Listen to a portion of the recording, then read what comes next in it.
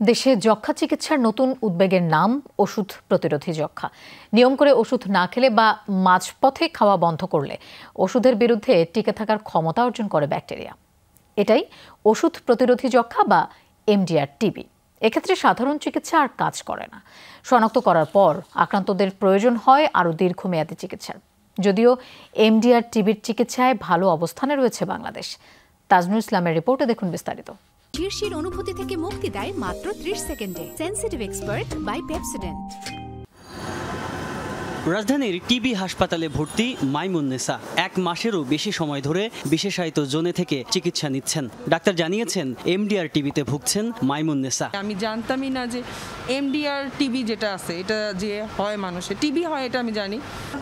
কথা হলো আরও বেশ কয়েকজনের সঙ্গে, যাদের বেশিরভাগই আগে যক্ষ্মার পূর্ণ কোর্স ওষুধ সেবন করেননি। পরবর্তীতে নানা জটিলতা নিয়ে চিকিৎসকের শরণাপন্ন হন। শ্বাসকষ্টের খুব হরণ লাগতো, অস্থির লাগতো, কাজ কাম করতে, খাওয়া দাওয়া বন্ধ হয়ে গেছে, কাজ কাম করতে পারতাম না। অসুখ হয়েছে, তারপর দিয়ে নেওয়ার পর গলা দিয়ে রক্ত পড়লো, রক্ত হওয়ার পর তো রিপোর্ট খারাপ হইলো। মাঝে মধ্যে শ্বাসটা নিতে কষ্ট হয় আর ঠান্ডা লাগলে কান সহ ব্যথা করে। চিকিৎসকরা জানান সবাইকে শনাক্ত করা যাচ্ছে না বলে সেবার বাইরে থেকে যাচ্ছে বেশিরভাগ রোগী। আর যক্ষ্মা একবার ওষুধ প্রতিরোধী হয়ে পড়লে আক্রান্ত ব্যক্তির মাধ্যমে আরও যারা আক্রান্ত হবে তাদেরও হবে MDR TB। আমরা 4,500 রোগী MDR এর কথা ফিরে আসি, তার মধ্যে মাত্র 1600 জন থেকে আমরা চিকিৎসায় আনতে পারছি।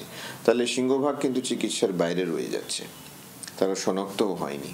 তাহলে তারা এখানে সেখানে সাধারণ যক্ষ্মা ছড়াচ্ছে না, তারা ছড়াচ্ছে MDR TB, যেটা চিকিৎসা করা খুব কঠিন, দুরূহ। MDR TB চিকিৎসায় রয়েছে বেশ কিছু চ্যালেঞ্জ। বিশ্বব্যাপী সাফল্য 60% হলেও বাংলাদেশে এই হার 70%-এর ওপরে। পর্যাপ্ত গবেষণা হওয়ার ফলে বাংলাদেশে ওষুধ প্রতিরোধী যক্ষ্মা চিকিৎসার সময়সীমা কমিয়ে আনা সম্ভব হয়েছে, জানান এই বক্ষব্যাধি বিশেষজ্ঞ। সমান তালে আমরা এগিয়ে যাচ্ছি। ইনফ্যাক্ট MDR TBর ক্ষেত্রে বাংলাদেশে একটা সুদূরপ্রসারী একটা খুবই বলবো যে একটা রেভলিউশনারি গবেষণা হয়েছিল, যার মাধ্যমে একসময় MDR TB চিকিৎসা লাগতো 18 থেকে 20 মাস, সেটাকে 9 মাসে কমিয়ে নিয়ে আসে আজ থেকে 10 বছর আগে বাংলাদেশেই পরিচালিত একটি জরিপের গবেষণার মাধ্যমে। তো সেই দিক থেকে এখন 9 মাস থেকে আমরা 6 মাসে চলে এসেছি।